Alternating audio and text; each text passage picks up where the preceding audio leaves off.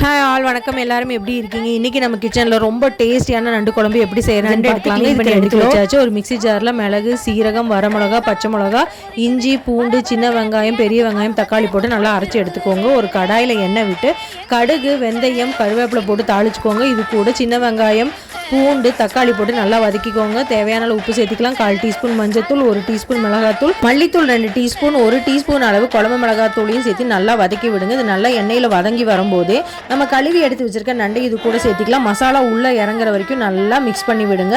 இது கூட அரைச்சி எடுத்து வச்சிருக்கிற கலவையும் சேர்த்துட்டு நல்லா மிக்ஸ் பண்ணி 2 நிமிஷம் கொதிச்சதுக்கப்புறம் தேவையான அளவு தண்ணி, தேவையான உப்பு சேர்த்து 15 நிமிஷம் நல்லா வேகட்டுங்க. இப்போ 1/4 மூடி அளவு தேங்காய் எடுத்து நம்ம நல்லா அரைச்சி எடுத்துக்கிறோம். இதையும் அது கூட சேர்த்துட்டு கொஞ்சம் தண்ணி விட்டு கருவேப்பிலை, கொத்தமல்லி தலை தூவி நல்லா எண்ணெய் பிரிஞ்சு வர வரைக்கும் நல்லா கொதிக்க விட்டுறலாங்க. சூப்பரான நண்டு குழம்பு ரெடி. இப்போ நம்ம சர்வ் பண்ணிடலாங்க. கண்டிப்பாக ட்ரை பண்ணி பாருங்கள். உங்களுக்கு பிடிச்சிருந்தா லைக் பண்ணுங்கள், ஷேர் பண்ணுங்கள், சப்ஸ்கிரைப் பண்ணுங்கள். தேங்க்ஸ் ஃபார் வாட்சிங்.